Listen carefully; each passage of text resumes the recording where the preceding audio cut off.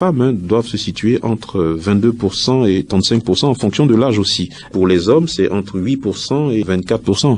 Quand on est à des valeurs supérieures à ces valeurs-là, ça veut dire qu'on a un taux de graisse très élevé. Il faut faire attention. Quand vous prenez des gens qui sont déjà dans une situation, nous, avec cette possibilité de faire un diagnostic chez nous, quand on vous fait ce diagnostic-là et qu'on se rend compte que votre taux de graisse est très élevé, surtout qu'on approche les périodes de fête, nous, il faut vraiment qu'on puisse vous donner les conseils qu'il faut et en même temps que vous puissiez consommer ces jus-là pour réduire un peu la graisse que vous avez dans le corps pour que vous puissiez mieux aborder les fêtes sans danger. Quand vous dites faire attention par rapport à un taux de graisse élevé, qu'est-ce que cela peut susciter ou déclencher comme maladie chez les citoyens ou concitoyens?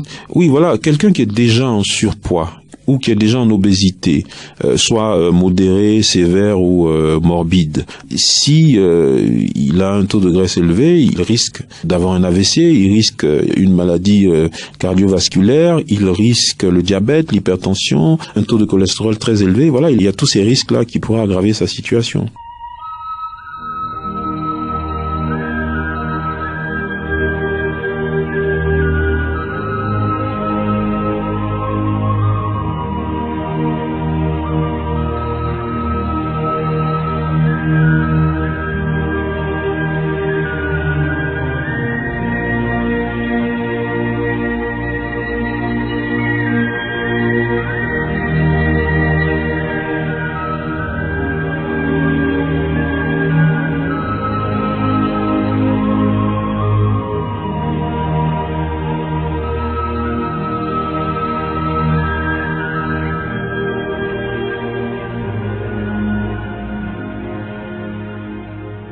Lorsqu'un patient arrive à votre niveau, quelle est la toute première attitude que vous adoptez? La première des choses, c'est déjà faire un diagnostic. Connaître déjà sa situation en termes, savoir s'il est en surpoids, s'il est en obésité, on le pèsera sur la balance.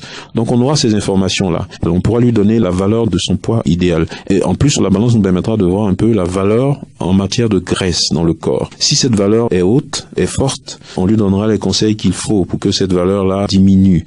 Sans pour autant qu'il y ait un régime à suivre, on va plutôt s'intéresser à ce qu'il mange de trop gras ou de trop sucré ou de trop salé. On lui dira de réduire ces quantités-là sans pour autant qu'il ne fasse un régime. Ça sera pareil, on verra les valeurs d'eau, parce que 70% du corps humain est constitué d'eau. Si vous avez, dès que vous êtes à une valeur de 0,5 litre ou de 1 litre en moins dans le corps, quand on a soif, on a déjà entre 0,5 et 1 litre d'eau en moins dans le corps. Et c'est très dangereux parce que les hommes doivent être à des valeurs de 50 et 55%. Et les femmes, c'est entre 60 et 65%. Quand vous êtes à des valeurs de moins 10 de la valeur normale,